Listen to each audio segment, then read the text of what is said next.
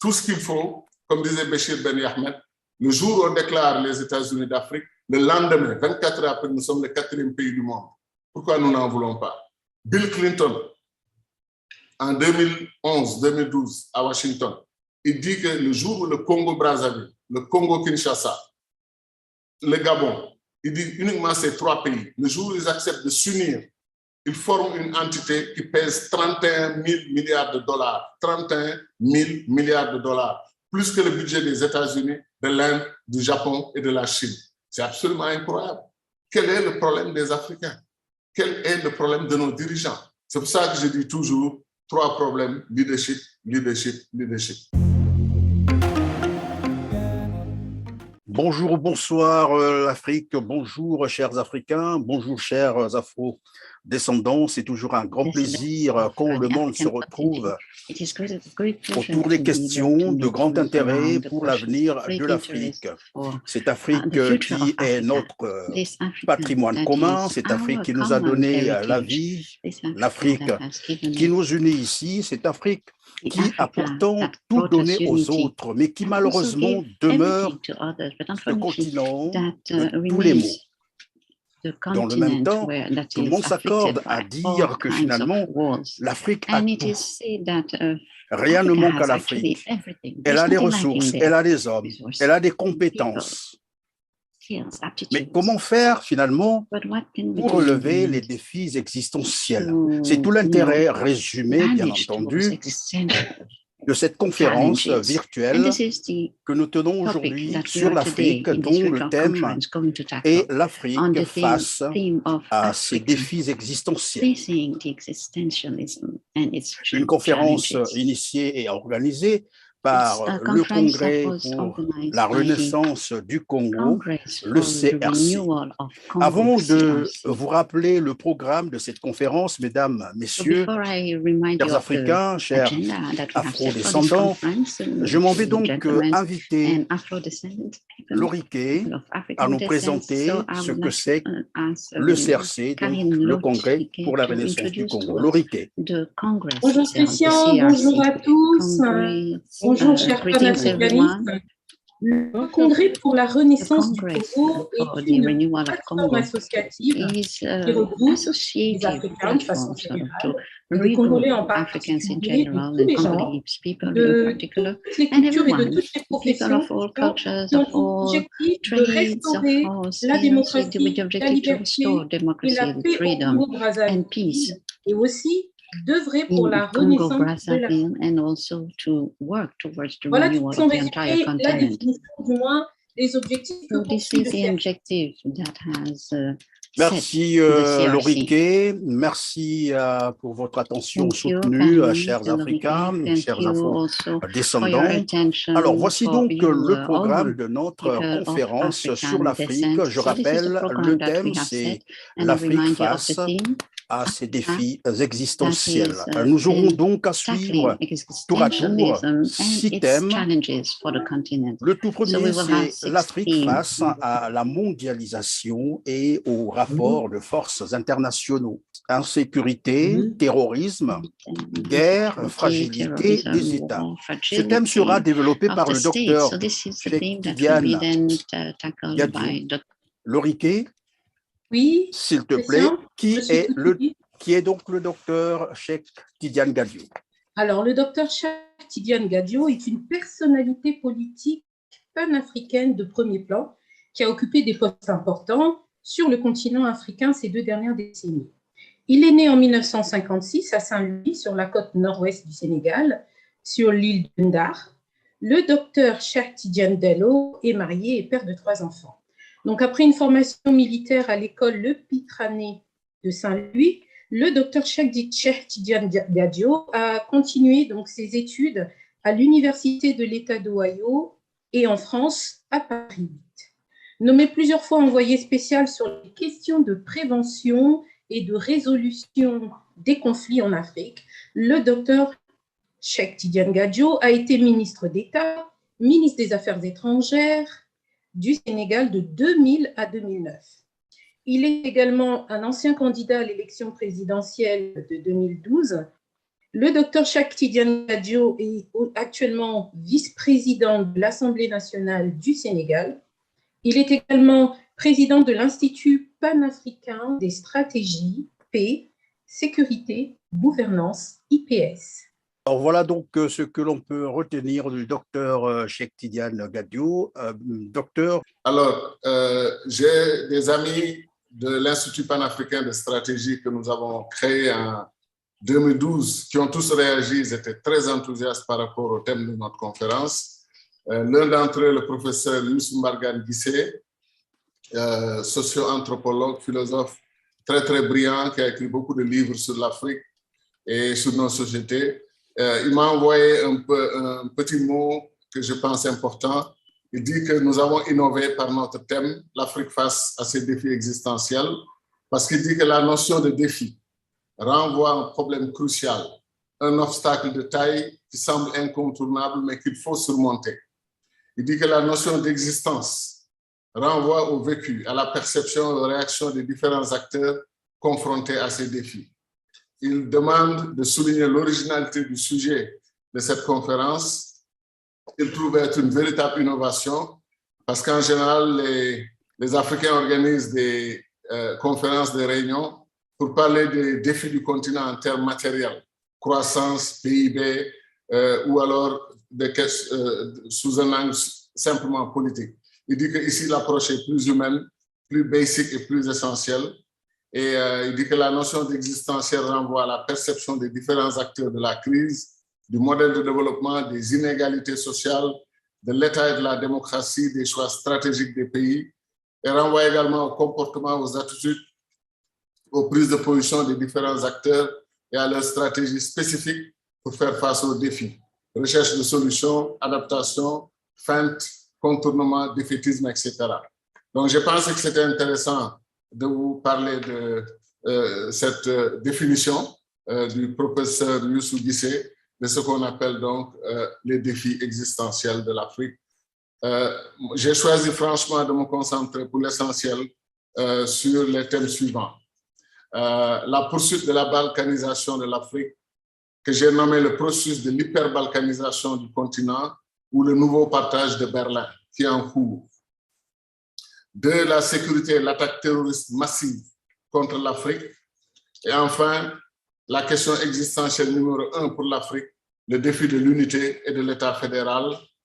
Autre formulation de ce défi, c'est le titre original du Manifeste des États-Unis d'Afrique, soit l'ouvrage de notre héros et du plus grand leader panafricaniste de notre continent, Kwame Nkrumah.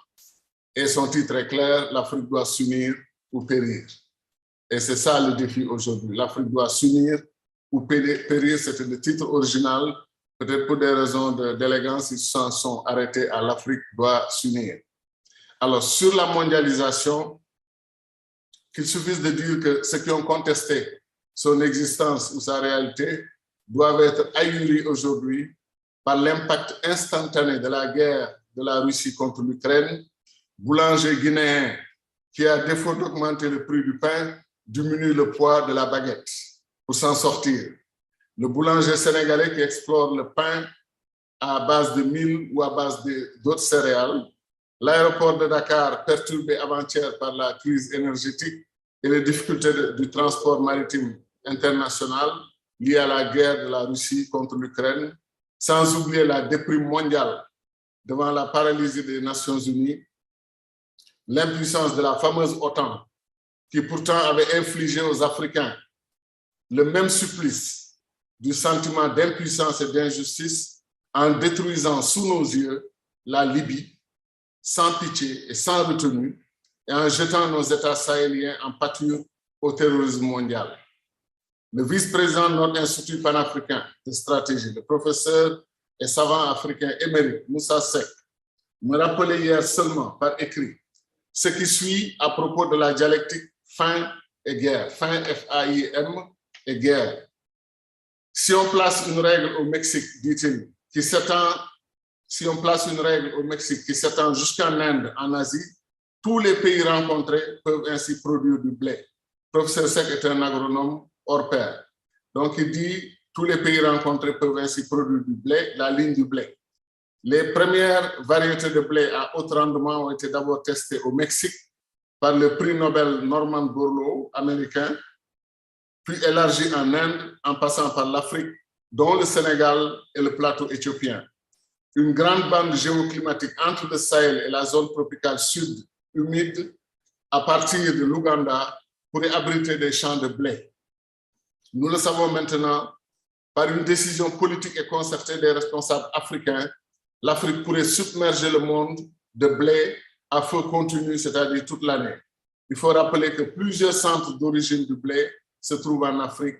Le blé peut pousser dans notre continent.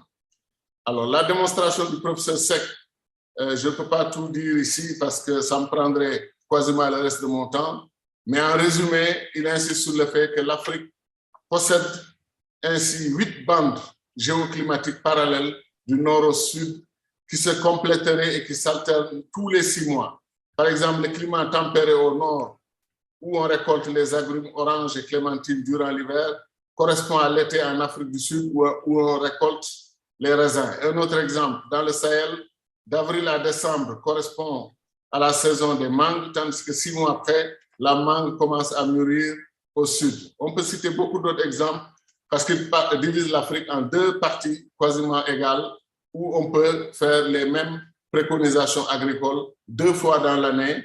Et l'Afrique donc peut non seulement se nourrir, mais l'Afrique peut nourrir le monde. Et donc inexplicable et inacceptable qu'après 60 ans d'indépendance, que l'Afrique ait faim, que les Africains aient faim. Chers amis, la mondialisation, au lieu d'être bénéfique à l'Afrique par la diversification potentielle de nos partenaires économiques et commerciaux, et donc par une offre plus large, des choix plus larges, et la fin des monopoles et des hégémonies des maîtres coloniaux, la mondialisation a accentué l'importance et a prouvé davantage la stérilité des États balkanisés et nains d'Afrique. Nous ne sommes pas des acteurs de la mondialisation, nous autres Africains. Nous sommes des enjeux, des cibles, des projets, des cibles, des proies, des objets, des objectifs de la rivalité des puissances qui tirent leur épingle de la mondialisation. L'Afrique n'est pas en dehors de la mondialisation. L'Afrique ne joue pas dans les marges de la mondialisation. L'Afrique est conçue comme un trophée à remporter, à contrôler, à maîtriser, à exploiter par les puissants titulaires et par les géants qui sont heureux de notre choix tout à fait incompréhensible, des choix des chevauchés individuels. Chevauchés individuels qui font que la Gambie, les Comores, le Cap-Vert, le Sénégal, la Guinée-Bissau, la Sierra Leone, le Congo et quasiment tous les autres pays d'Afrique sont fiers de s'asseoir seuls, face à face, avec la Chine ou l'Inde ou les États-Unis. Ce qui fait sourire ces pays quand effectivement nous demandons des relations strictement bilatérales. Abordons en les survolant très brièvement les 3 thèmes centraux de notre présentation. La poursuite de la balkanisation de l'Afrique, que j'ai nommé le processus de l'hyperbalkanisation. Chers amis, vous avez noté que Kwame Nkrumah a fait son discours de 1963 devant 32 États africains. Aujourd'hui, nous sommes rendus à 54 États africains et le décompte continue. Vous savez que si ils obtiennent ce qu'ils veulent au Mali, nous allons scinder le Mali en 3 États. L'Azawad, le centre du Mali et le sud du Mali. Vous savez qu'au Sénégal, ils ont essayé avec la Casamance pour détacher, créer, parce que là, dans un mouchoir de poche, ils ont réussi quelque chose de tout à fait extraordinaire. Le même peuple qui vivait dans l'empire du Gabou est maintenant scindé en Guinée-Bissau lusophone, Sénégal francophone, Gambie anglophone et le sud de la Mauritanie qui vit dans un pays arabophone. Et maintenant, cela n'a pas suffi. Ils sont encore intéressés à encourager, à pousser l'hyperbalkanisation avec l'avènement de la Casamance prétendument comme État indépendant. Le plus grave, c'est ce qu'ils ont commencé avec le Soudan, le plus grand territoire africain. Ils nous ont dit que la seule solution pour ramener la paix au Soudan, c'était effectivement de balkaniser le Soudan et de détacher le Soudan du Sud. Depuis qu'ils l'ont fait, sur 12 millions d'habitants, 4 millions de déplacés, 300 000 morts, une guerre interminable, Et voilà qu'ils ont prétendument résolu la question du Soudan. Ensuite, ils disent que le Nigeria n'est pas viable. Il faut le scinder en plusieurs États. Le Congo, RDC n'est pas viable. Il faut le scinder en plusieurs États. Et voilà que de 54 États, si on les laisse faire, on arriverait facilement à 80 États africains dans un espace de 30 millions de kilomètres carrés et on ne s'en sortirait pas du tout. Parce que nous sommes déjà assez coincés comme ça, avec des multitudes de frontières et de problèmes. Donc, sous ce rapport, je pense qu'il faut arrêter le projet d'hyperbalkanisation de l'Afrique. Et ce projet, bien entendu, intéresse les Occidentaux et certains partenaires internationaux, parce que plus ils ont affaire à des États, comme disait Cheikh Anta Diop, des États nains et des États non viables, ça les arrange pour pouvoir mieux exploiter le continent africain. Mais ils ont la complicité active de l'écrasante majorité des dirigeants africains qui tiennent soi-disant à la souveraineté de leur État nain et de leur État non viable.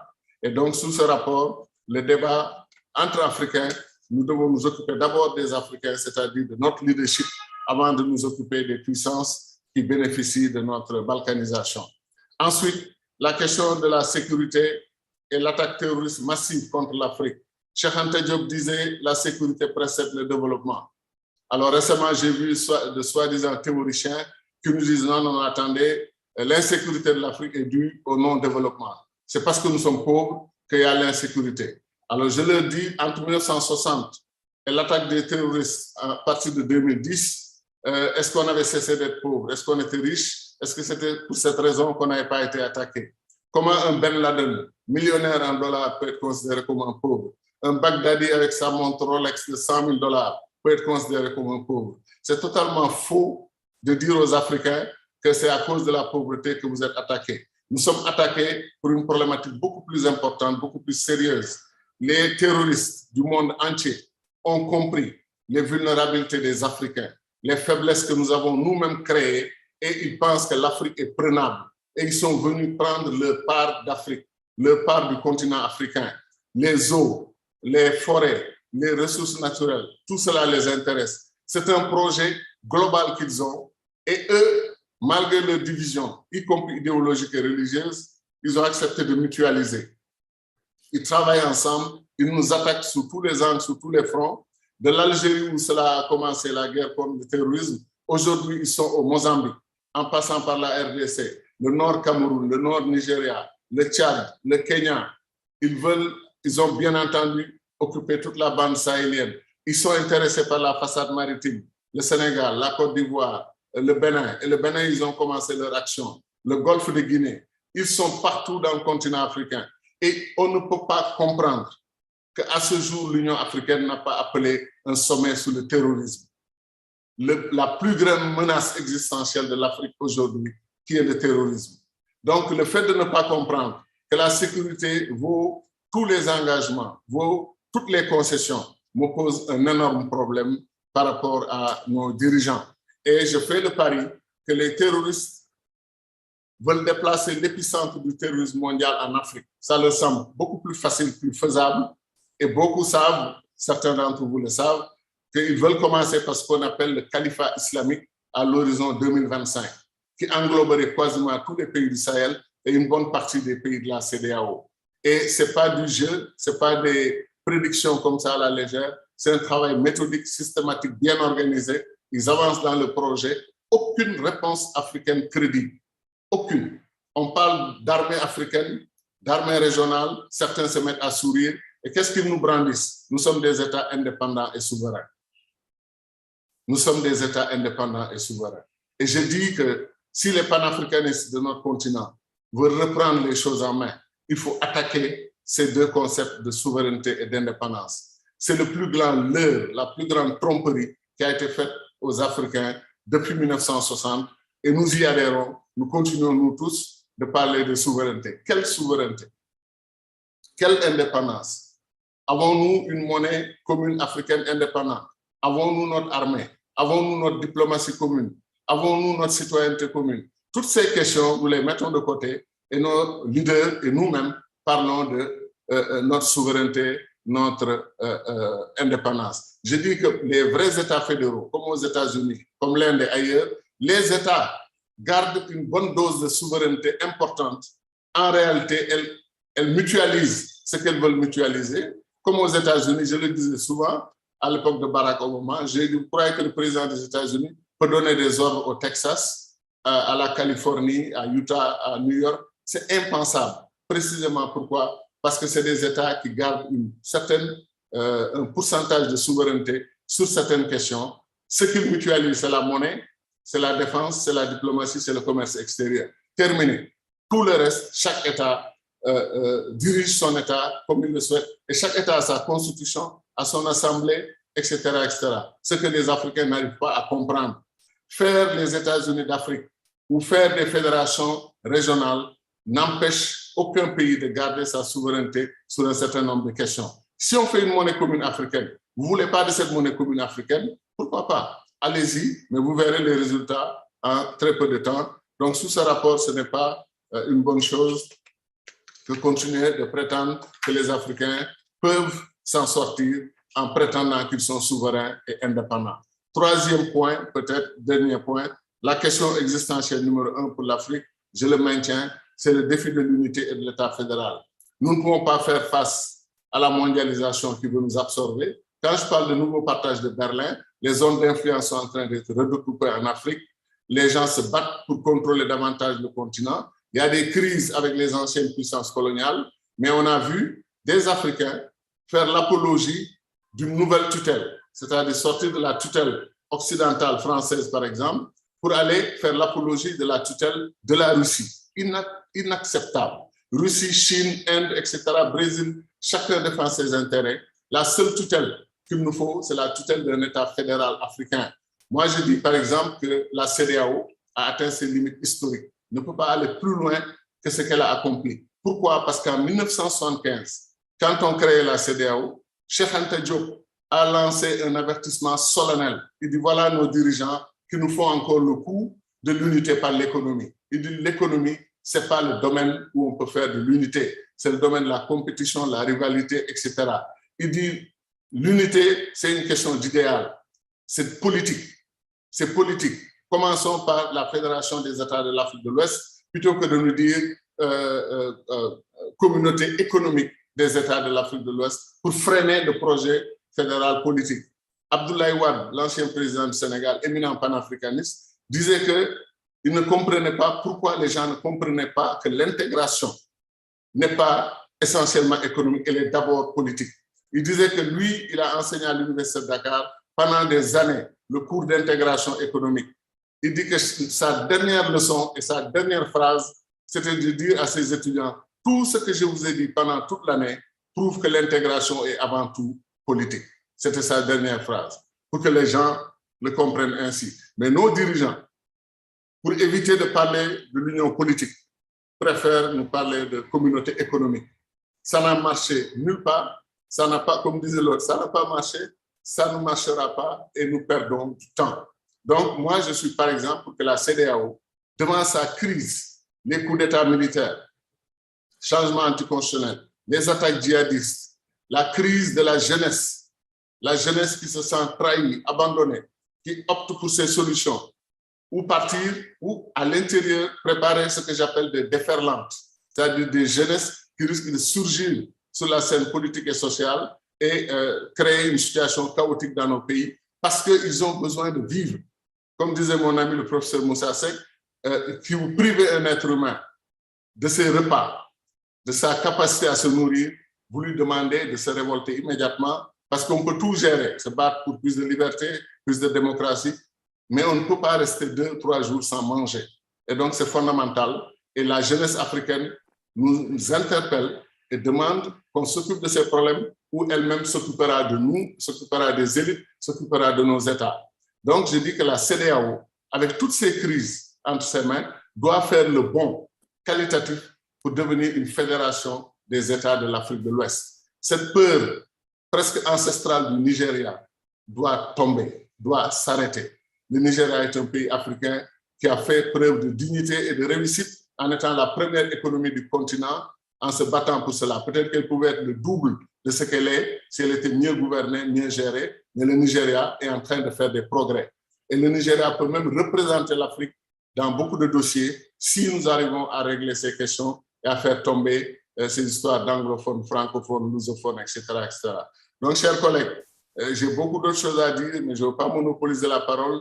Mais je pense qu'il nous faut comprendre que nous n'avons pas beaucoup d'options, n'avons pas la liberté de continuer, soi-disant, à essayer de rendre véridique quelque chose qui est fondamentalement erroné et quelque chose qui, dès le départ, le paradigme tout à fait erroné du développement de l'Afrique, quand on nous a fait croire que chacun d'entre nous, individuellement, peut bâtir un État fort, des institutions fortes, régler les problèmes de l'éducation, les problèmes de l'agriculture, de l'éducation, de la santé, des infrastructures. Pourquoi? Et c'est une question que je pose aux économistes que je rencontre dans certains débats. Pourquoi il n'y a pas un seul pays africain émergent après 60 ans d'indépendance? Et s'ils connaissent un pays africain émergent, qu'ils nous disent lequel. Donc, notre modèle de développement est erroné. Aucun pays africain n'a réussi l'émergence. Donc, pourquoi s'entêter à appliquer un modèle qui nous a menés à l'impasse en espérant qu'un jour, ce modèle va s'améliorer et devenir véridique? Donc, chers amis, il ne nous reste qu'une chose, prendre notre courage à deux mains, accepter que pour défendre l'Afrique, il faut une armée africaine. Les Cubains sont 12 millions. Nous sommes 1,3 milliard. Les Cubains ont une armée de 1,2 million de soldats, dont bien entendu les réservistes et les soldats de l'actif. 1,2 million. Vous prenez le Mali, le Sénégal, etc., nous sommes dans les 20 000 soldats pour défendre 1 million de kilomètres carrés, défendre 1 200 000 kilomètres carrés. C'est absolument absurde. Comment faire comprendre à nos dirigeants que l'absurdité ne peut pas être une ligne politique, ne peut pas être une vision?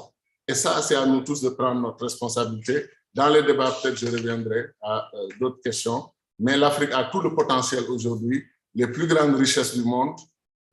Vous avez la parole pour, comme qui dirait, ouvrir le bal. Et merci d'être là d'ailleurs. Merci infiniment. J'espère que vous m'entendez tous très, très bien. Je suis très heureux d'être là. Un peu malheureux quand même, je dois l'avouer, de devoir parler d'un sujet aussi grave, aussi important en 15 minutes. C'est, je crois, parmi les défis dont nous parlons, les défis existentiels de l'Afrique. Moi, c'est ça mon défi existentiel présentement, c'est de parler de ces choses aussi importantes en 15 minutes. C'est franchement un défi difficile à relever. Je dois ajouter à mon CV que je dirige aussi un parti panafricain qui s'appelle le Mouvement citoyen panafricaniste. Lui, Jot en Wolof, ça veut dire il est urgent d'agir. Tout ce qu'il faut, comme disait Béchir Ben Yahmed, le jour où on déclare les États-Unis d'Afrique, le lendemain, 24 heures après, nous sommes le 4e pays du monde. Pourquoi nous n'en voulons pas? Bill Clinton, en 2011-2012, à Washington, il dit que le jour où le Congo-Brazzaville, le Congo-Kinshasa, le Gabon, il dit uniquement ces 3 pays, le jour où ils acceptent de s'unir, ils forment une entité qui pèse 31 000 milliards de dollars. 31 000 milliards de dollars, plus que le budget des États-Unis, de l'Inde, du Japon et de la Chine. C'est absolument incroyable. Quel est le problème des Africains? Quel est le problème de nos dirigeants? C'est pour ça que je dis toujours 3 problèmes: leadership, leadership, leadership. Merci.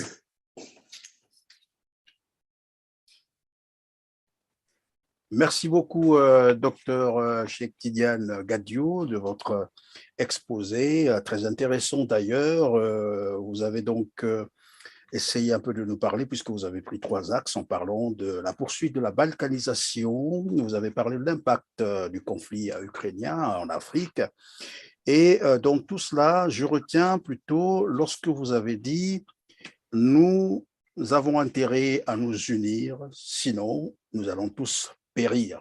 Nous allons donc procéder à la seconde phase, celle bien sûr des questions-réponses. Mais bon, vu le temps qui nous reste évidemment, parce que nous sommes aussi tenus par le temps, nous allons peut-être accorder à chacun la possibilité de répondre au moins à 3 questions. Sinon, je ferai une proposition, c'est peut-être de prendre toutes les questions. Donc, chaque conférencier va considérer les questions qui lui ont été posées et répondre en général, au lieu de procéder question par question.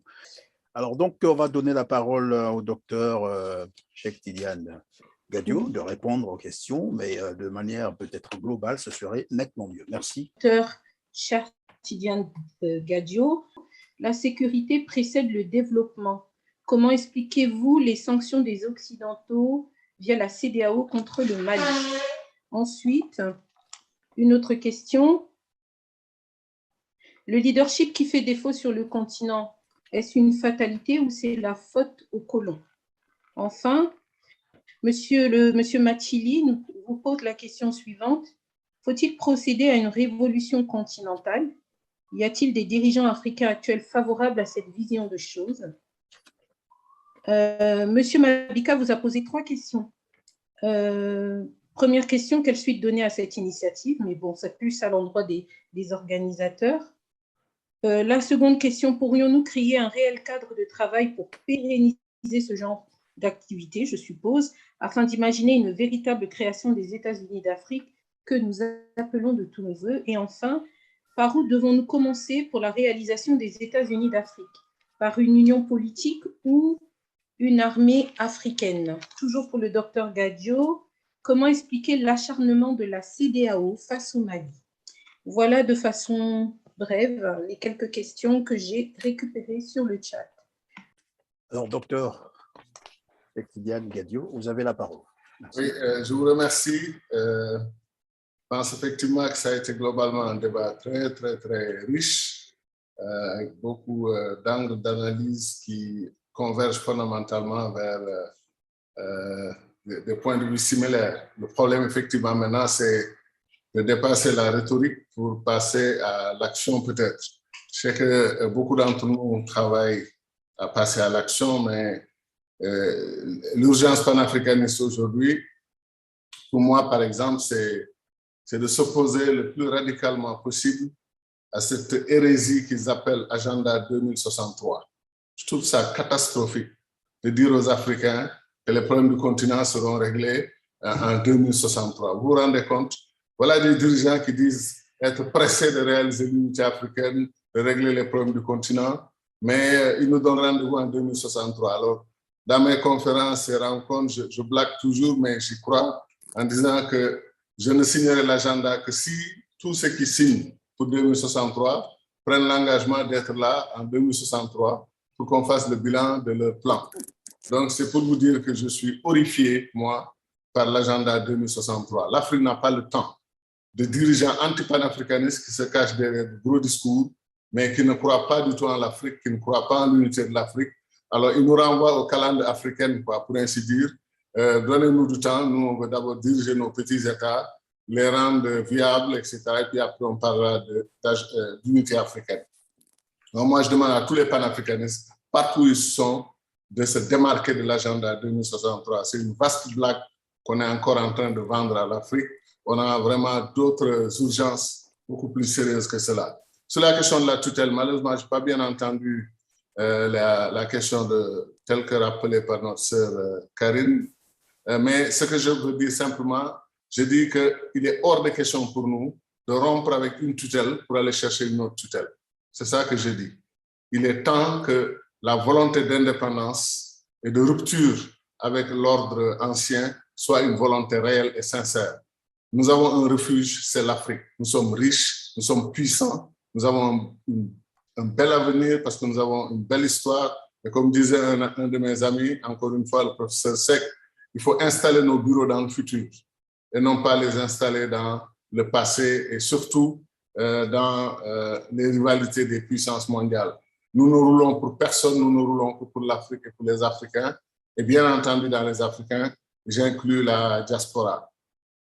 Alors, sécurité précède le développement, pourquoi la CEDEAO, etc. C'est une question un peu difficile telle que formulée. Moi, je suis envoyé spécial d'une organisation au Mali, j'ai une sorte d'obligation de réserve, je travaille avec les dirigeants maliens, j'ai fait mes déclarations de façon très claire contre les sanctions, contre la démarche des sanctions. Je pense que c'est quand les relations sont apaisées qu'on peut régler les problèmes à l'interne. Et le peuple malien est un grand peuple. Moi, je dis que le cœur de l'Afrique bat au Mali. Je suis profondément pro-Mali, pro-Afrique, etc. Et je dis que le patrimoine culturel, historique, religieux et culturel de l'Afrique est en grande partie logé au Mali. Donc, nous tenons au Mali. Mais en même temps, j'ai un problème pour marcher sur mes deux jambes, la question des changements anticonstitutionnels. On ne peut pas la cacher, cette question, sous l'angle des sanctions, la lutte contre la France, les puissances, etc. Tout ça, c'est très bien, mais il faut absolument que l'Afrique règle cette question. Nous avons confié à nos militaires de s'occuper de notre territoire et de défendre nos populations. Pas de venir diriger nos États, parce que fondamentalement, ce n'est pas leur vocation. Thomas Sankara disait qu'il ne comprenait pas qu'un militaire à qui nous autorisons de circuler dans la rue avec une arme puisse un jour retourner cette arme contre les populations. Ce n'est pas possible.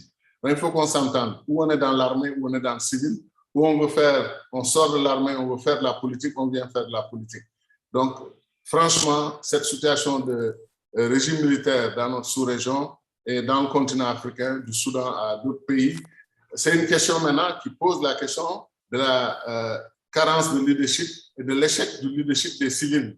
Il faut aussi critiquer les leaders civils qui créent les conditions des coups d'État en Afrique. Ça, c'est, je pense, pour être équilibré, il faut le dire.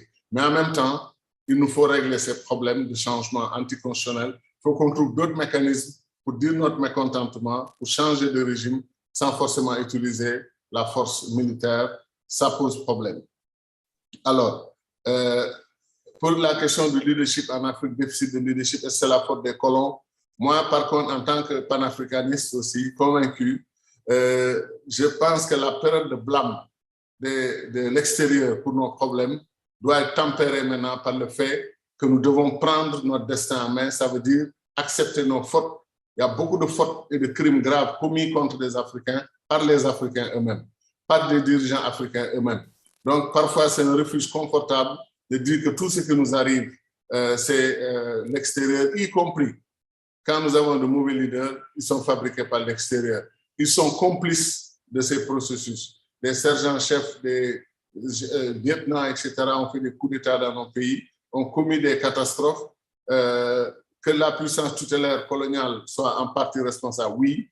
Mais pour moi, ce que je peux le plus changer, ce sur quoi je peux plus agir, c'est par rapport à mes propres congénères et compatriotes africains, plutôt que je peux aller à Paris changer le régime en France et leur dire d'être plus démocratique avec l'Afrique, d'être plus ceci avec l'Afrique. Par contre, sur le terrain africain, j'ai tous mes droits et je peux me battre pour qu'on change nos systèmes ici, plutôt que de tout blâmer sur l'extérieur. C'est confortable, ça nous donne bonne conscience, mais on ne règle pas notre problème. Alors, est-ce que la révolution africaine est possible avec nos dirigeants actuels? Je pense qu'on prendra ce qu'on peut, ceux qui sont assez progressistes. On ne va pas les rejeter, on va travailler avec eux. Mais je pense, comme je l'ai défendu plusieurs fois, il nous faut des dirigeants panafricanistes. Il faut mettre des panafricanistes à la tête de nos États. Il n'y a pas autre solution. Je pense que c'est contradictoire de voir un grand panafricaniste sur le terrain en train de lutter. Le jour du vote dans son pays, il prend un dirigeant notoirement anti-panafricaniste et il lui donne son bulletin. Ça n'a aucun sens. Il y a des dirigeants que nous savons anti-panafricanistes qui pensent que ce que nous disons, c'est dépassé, c'est de la rigolade, etc. Et pourtant, il y a des gens qui sont panafricanistes et qui votent pour eux ou qui les défendent. Donc là aussi, je pense qu'il faut régler cette contradiction. Alors, l'acharnement de la CEDEAO, moi je dis que la CEDEAO est aussi en crise que les pays qu'elle sanctionne. La CEDEAO ne sait pas comment gérer la nouvelle situation. Quelque part, elle est perdue et comme je dis, elle a atteint ses limites historiques. C'est là où j'ai prêché dans ma première intervention que la seule rupture, le seul bon qualitatif que reste à la CEDEAO, c'est d'accepter ce que Nyerere proposait, la fédération primaire, qu'elle soit une fédération des États de l'Afrique de l'Ouest. Et moi, je suis pour une réconciliation Nyerere-Nkrumah. Ça a déjà été fait historiquement. Nyerere a reconnu que Nkrumah avait raison. Mais aujourd'hui, dans la situation actuelle, le chapeau fédéral, à mon avis, est extrêmement important. Mais si on pouvait déjà unifier la CEDEAO, parce qu'on a réussi beaucoup de choses, carte d'identité CEDEAO, passeport CEDEAO, etc. On n'a pas avancé dans la libre circulation des biens et des personnes. Il y a encore beaucoup de choses à faire. Mais à mon avis, on peut unir l'Afrique de l'Est, par exemple, l'Afrique centrale, l'Afrique SADC. L'Afrique du Nord, c'est beaucoup plus difficile. Ils ont beaucoup de problèmes, mais il faut aussi les aider. Si on pouvait avoir 5 grandes fédérations, comme disait Nyerere, 5 grandes fédérations primaires, après créer maintenant les États-Unis d'Afrique et avoir une 6e grande région qui est la diaspora, je dois dire en passant en toute modestie que c'est moi qui ai proposé à l'Union africaine d'adopter la diaspora comme 6e région. Mais comme on est en Afrique, chaque fois que quelque chose aboutit quelque part ou avance un peu, comme on dit dans notre culture ici, après il y a beaucoup de pères, la paternité, chacun s'en glorifie, ça n'a aucune sorte d'importance parce qu'en fait, on n'avait pas vraiment réussi au départ. L'Union africaine a bloqué, freiné des 4 fers, on s'est battu. C'est moi qui ai écrit la phrase qu'ils ont insérée dans l'acte constitutif de l'Union africaine, comme quoi la diaspora est partie intégrante du continent africain. Alors, sur cette base, moi, je me bats pour que l'intégration de la diaspora, et quelqu'un disait qu'il y a des problèmes de définition de la diaspora. Ma vision était très simple. Il y a la diaspora historique. Effectivement, ce qu'un de nos camarades a appelé les déportés, les frères et sœurs arrachés à l'affection du continent par des systèmes que l'on connaît. Mais de la même manière, il y a la diaspora moderne, où il y a des Africains qui vivent aux États-Unis, qui vivent en France, des migrants qui sont devenus citoyens du Canada, de l'Australie, etc. Malgré tout cela, nous avons besoin d'eux. Nous avons besoin de leur potentiel. L'Afrique ne formera jamais les 3 millions, 4 millions, 100 millions de compétences de la diaspora. On ne les formera jamais en 5 ans, 10 ans. Ils sont là, ils aiment l'Afrique, ils ont la mélancolie, la nostalgie, ils veulent revenir, ils veulent aider l'Afrique. La Corée du Sud a été aidée par ses fils qui sont rentrés et ses filles. L'Afrique aussi peut bénéficier de cela. Et je termine sur un point qui me semble très, très important. C'est la question de ce que notre frère Molefi Asante disait. Ceux qui ont bâti toutes les grandes fédérations dans le monde, c'est les leaders qui ont le sens de la mission et le sens du destin. Est-ce qu'en Afrique, on a des leaders ou est-ce que nous-mêmes, nous voulons nous investir de cette démarche, avoir le sens de la mission, le sens du destin et être ce que j'appelle les leaders accélérateurs de l'histoire. L'histoire de l'Afrique va s'accélérer. Ou bien nous, on conduit cette accélération ou on sera balayé par cette accélération. Mais l'histoire de l'Afrique va s'accélérer. Dans 10 ans, 20 ans, on va oublier tous ces débats qu'on a eus et on va passer aux choses plus sérieuses, c'est-à-dire que construire la renaissance africaine, parce que moi, je suis convaincu que les États-Unis d'Afrique sont la condition sine qua non de la renaissance africaine et de la réunification des peuples africains, la diaspora, le continent, et c'est une grande urgence plutôt que d'attendre 2063. Merci. Merci, docteur Cheikh Tidiane Gadio. Vous l'avez dit, on ne va pas attendre donc 2063. Comme je le rappelais tout à l'heure, les promesses à long terme n'engagent personne parce que de toute façon, plus personne ne sera là pour leur demander des comptes. On va passer donc au... Monsieur le modérateur, avec votre permission, je voudrais m'excuser. J'ai encore une autre conférence qui a commencé depuis 18h30. Mais je voudrais remercier tout le monde, remercier mon frère, le colonel Simon, les amis du mouvement pour la renaissance du Congo et tous les frères et sœurs que j'ai vus dans ce panel. Il a été magnifique. J'ai appris beaucoup de choses en vous écoutant. Et je vous dis toute mon affection fraternelle et panafricaniste. Et j'espère vous voir au Sénégal un de ces jours pour qu'on continue le travail.